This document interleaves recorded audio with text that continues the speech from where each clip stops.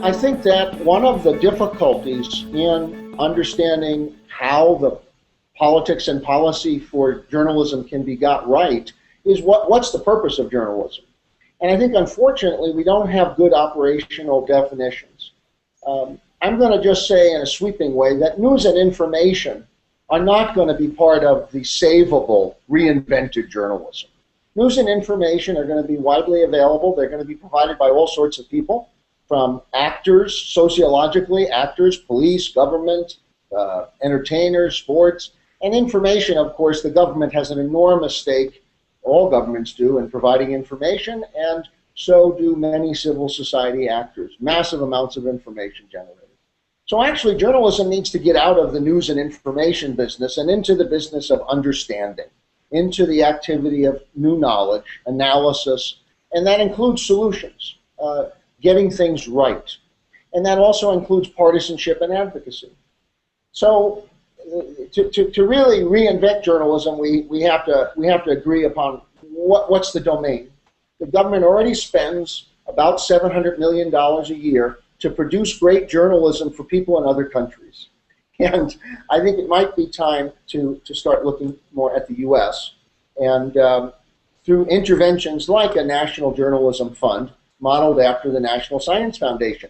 This is an idea that one colleague of ours, esteemed former editor of the Washington Post, Len Downey, has promoted with Michael Schudson of Columbia University some years ago, and it deserves a greater hearing. A National Science Foundation is independent, and it's run by practitioners, and money is directed by practitioners for their needs that they determine themselves. And so I think there's a lot of models. There's no one solution. But the word subsidy sounds unfair. I mean, it almost sounds like the kind of thing that banks, auto companies, defense contractors, and many, many other actors in American life receive all the time. But I'm not saying that journalists should receive them. But I am saying that if we value opera, we don't expect the market to generate opera companies. The San Francisco Opera's next opera is a operatic exploration of how Jesus and Mary Magdalene consummate their romance physically and spiritually. The market is not generating that opera. It costs $1.2 million to put on. Someone thinks it's valuable. And I think journalists need to understand where is their value and how can it be connected to the public's value and public good.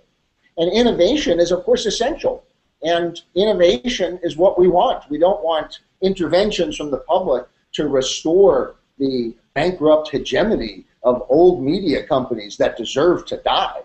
But that is the problem. They are dying. Many more journalists will be thrown out of work. How bad must it get before the United States and its civil society awakens to the need to assist public interest journalism in a serious, structured way? Big traumas lie ahead. I think the wilderness metaphor is very apt. We are in that wilderness. The notion that there is a promised land in which journalism gets reconstituted as a self-confident activity, the alternative may be that journalism becomes an artifact of a bygone age, and that whatever these new activities that we grasp in the future, we look back upon a golden age of journalism like there was a golden age of poetry or a golden age of the novel, and that we even dispense with the words journalism and reporter. And I think that that's just as likely a promised land.